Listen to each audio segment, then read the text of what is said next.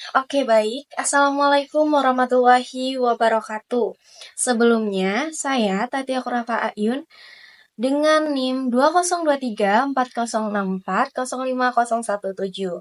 Di sini saya akan menyampaikan atau akan mempresentasikan hasil dari makalah yang saya buat, yaitu terkait judul Filsafat Pendidikan dan Pengaruhnya Terhadap Kebijakan Pendidikan di Indonesia. Baik, di sini saya akan menyampaikan ada 3 poin penting dari judul ini, yaitu yang pertama ada pengertian filsafat dan hubungannya dengan kebijakan pendidikan di Indonesia. Kemudian yang kedua ada pengaruh filsafat pendidikan terhadap kebijakan pendidikan di Indonesia. Kemudian yang terakhir ada dampak penerapan dan peran filsafat pendidikan membentuk karakter peserta didik. Oke, baik. Yang pertama materinya yaitu pengertian dari filsafat pendidikan. Nah, bisa teman-teman sekalian lihat di materi PPT. Jadi, filsafat adalah kerangka dasar yang mempengaruhi berbagai pemikiran manusia, termasuk dalam ilmu pengetahuan. Nah, salah satu cabangnya filsafat pendidikan yaitu menjadi landasan praktik pendidikan modern. Bidang ini membahas berbagai aspek seperti hakikat manusia, tujuan pendidikan, dan metode yang ideal. Filsafat pendidikan berperan penting dalam merumuskan kebijakan pendidikan itu sendiri yang selaras dengan nilai masyarakat dan tantangan global. Selanjutnya, ada pun beberapa aliran filsafat pendidikan yang menawarkan pandangannya berbeda-beda. Seperti yang pertama ada perennialisme, yaitu singkatnya, perennialisme itu menekankan prinsip abadi dalam pendidikan. Yang kemudian yang kedua ada aliran esensialisme, yaitu fokus pada keterampilan dasar dan pengetahuan inti. Kemudian yang ketiga ada progresivisme, yaitu mendorong pembelajaran aktif dan berbasis pengalaman. Kemudian selanjutnya ada nomor yang keempat, itu ada rekonstruksionalisme, yaitu melihat pendidikan sebagai sarana perubahan sosial. Kemudian yang kelima ada eksistensialisme, yaitu menekankan kebebasan individu itu sendiri dan pencarian makna hidup. Kemudian selanjutnya ada pragmatisme, yaitu mengutamakan relevansi pendidikan dengan realitas. Kemudian yang ketujuh, humanisme, yaitu menitik beratkan pada perkembangan holistik individu. Kemudian yang terakhir, ada aliran postmodernisme, yaitu mengedepankan pluralitas dan perspektif dan keragaman. Oke, baik, yang kedua itu ada hubungan filsafat pendidikan. Nah, hubungan antara filsafat dan filsafat pendidikan ini sendiri memiliki peran yang sangat penting karena filsafat pendidikan menjadi landasan, arah, dan pedoman bagi sistem pendidikan. Nah, filsafat pendidikan ini menggunakan filsafat sendiri untuk menyusun proses pendidikan serta menyelaraskan nilai dan tujuan yang ingin dicapai. Filsafat menetapkan nilai dan cita-cita, sedangkan pendidikan merealisasikannya dalam tindakan dan pembentukan kepribadian.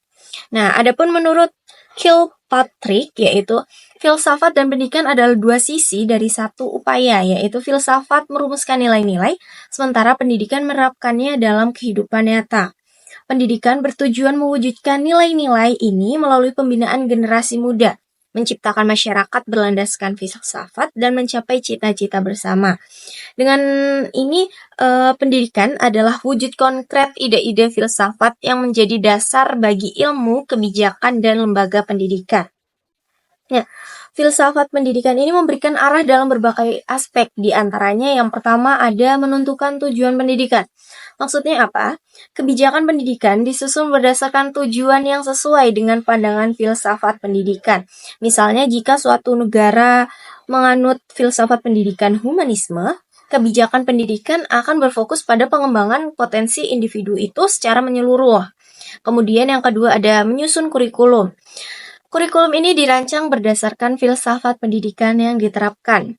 Filsafat pragmatisme, misalnya, mendorong kurikulum yang menekankan pengalaman praktis dan pembelajaran kontekstual. Kemudian yang ketiga ada metode pengajaran. Jadi filsafat pendidikan memekaruhi pendekatan pedagogis, pendekatan aktivis yang berasal dari filsafat progresivisme yang menekankan pembelajaran aktif, kreatif, dan partisipatif. Kemudian yang keempat ada sistem penilaian, yaitu sistem evaluasi juga yang dipengaruhi oleh filsafat pendidikan. Jika filsafat pendidikan ini lebih menekankan pada pembentukan karakter, maka sistem penilaian akan lebih holistik. Oke, baik. Yang selanjutnya itu pengaruh filsafat pendidikan terhadap kebijakan pendidikan di Indonesia. Jadi, filsafat pendidikan memiliki peran penting dalam membentuk kebijakan pendidikan. Pengaruhnya bisa terlihat melalui berbagai aspek seperti berikut. Yang pertama ada tujuan pendidikan. Nah, mengapa filsafat pendidikan membantu menetapkan tujuan utama pendidikan? Seperti pengembangan karakter, keterampilan hidup, dan pengetahuan akademik. Tujuan ini menjadi acuan dalam merancang kebijakan pendidikan yang relevan dengan kebutuhan masyarakat. Kemudian yang kedua ada metode pengajaran. Nah, filsafat pendidikan menentukan metode pembelajaran yang diterapkan di sekolah. Misalnya, filsafat progresivisme mendorong penggunaan metode pembelajaran aktif, kolaboratif, dan berbasis proyek untuk meningkatkan keterlibatan siswa dalam proses belajar. Kemudian ada kurikulum. Penyusunan kurikulum sangat dipengaruhi oleh filsafat pendidikan karena kurikulum ini dirancang agar mencangkup mata pelajaran yang relevan dengan perkembangan zaman dan sesuai dengan nilai-nilai moral yang sesuai dengan kebutuhan masyarakat. Kemudian ada juga pengaruh aliran filsafat terhadap kebijakan pendidikan. Setiap aliran filsafat ini memberikan kontribusi yang berbeda dalam pembentukan kebijakan pendidikan ini sendiri. Yang pertama ada aliran idealisme. Jadi pendidikan bertujuan mengembangkan potensi spiritual dan intelektual siswa. Kebijakan pendidikan yang dipengaruhi oleh idealisme menekankan pentingnya nilai moral, disiplin, dan pembentukan karakter. Yang kedua ada aliran realisme. Nah, pendidikan pada aliran ini fokus pada pembelajaran berbasis fakta dan realitas. Kebijakan ini mendukung pendekatan ilmiah seperti penggunaan metode empiris dan pembelajaran berbasis sains untuk mengembangkan pengetahuan siswa tentang dunia nyata.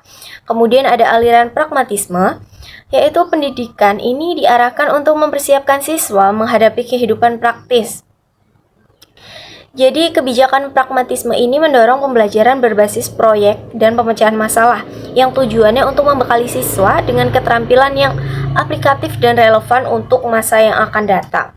Kemudian ada aliran eksistensialisme, yaitu yang menekankan kebebasan individu dan tanggung jawab personal. Jadi, kebijakan yang terinspirasi oleh aliran ini dapat memberikan siswa kebebasan untuk memilih mata pelajaran atau jalur pendidikan yang sesuai dengan minat dan potensi mereka sendiri. Kemudian ada aliran humanisme. Pendidikan pada aliran ini bertujuan mengembangkan potensi manusia secara holistik, mencakup aspek intelektual, emosional, dan sosial. Kebijakan pendidikan humanis ini fokus pada kesejahteraan siswa, mendorong kreativitas, dan membangun keseimbangan emosional. Kemudian selanjutnya ada dampaknya. Nah, penerapan filsafat pendidikan ini sendiri di Indonesia khususnya membawa dampak signifikan. Di antaranya yang pertama ada peningkatan kualitas pendidikan. Jadi dampak yang pertama yaitu pemahaman mendalam tentang tujuan pendidikan, membantu sekolah meningkatkan efektivitas pengajaran dan pembelajaran, serta menciptakan sistem yang lebih relevan lagi. Kemudian yang kedua yaitu membentukkan karakter peserta didik. Filsafat pendidikan ini mendukung pembentukan karakter siswa seperti menanamkan nilai-nilai, contohnya integritas, tanggung jawab, dan etika untuk membentuk kepribadian yang lebih baik lagi. Kemudian yang ketiga, ada pengembangan kompetensi global, yaitu dengan pendekatan holistik, siswa dipersiapkan memiliki keterampilan berpikir kritis, kolaborasi, dan adaptasi untuk bersaing di tingkat global. Kemudian yang keempat ada Pancasila sebagai dasar filsafat pendidikan. Nah, nilai-nilai Pancasila mempengaruhi kebijakan pendidikan, ini termasuk menjadi dua ya. Yang pertama itu ada pendidikan karakter, maksudnya yaitu menanamkan nilai gotong royong, keadilan, dan kemanusiaan.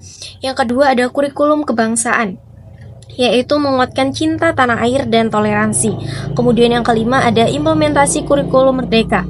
Kurikulum ini yang terinspirasi filsafat progresivisme dan humanisme, mendorong siswa untuk mengeksplorasi minat secara mandiri dan mengembangkannya secara kreativitas dan pembelajarannya berbasis pengalaman. Kemudian ada pendidikan inklusif. Ini sejalan dengan nilai humanisme, pendidikan inklusif memastikan hak setiap individu, termasuk siswa ABK atau berkebutuhan khusus untuk mendapatkan pendidikan setara dalam lingkungan yang menghargai keberagaman dan perbedaan itu sendiri. Baik, materi yang terakhir yaitu filsafat pendidikan dalam pembentukan karakter dan kompetensi peserta didik. Nah, yang pertama, filsafat pendidikan memberikan landasan berpikir untuk membentuk karakter dan mengembangkan kompetensi siswa.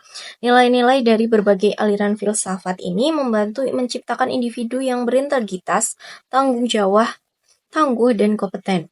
Yang pertama ada kontribusi dalam pembentukan karakter. Yang pertama itu ada penanaman nilai moral dan etika. Aliran idealisme menekankan kejujuran dan tanggung jawab. Kemudian yang kedua ada pengembangan kepribadian holistik.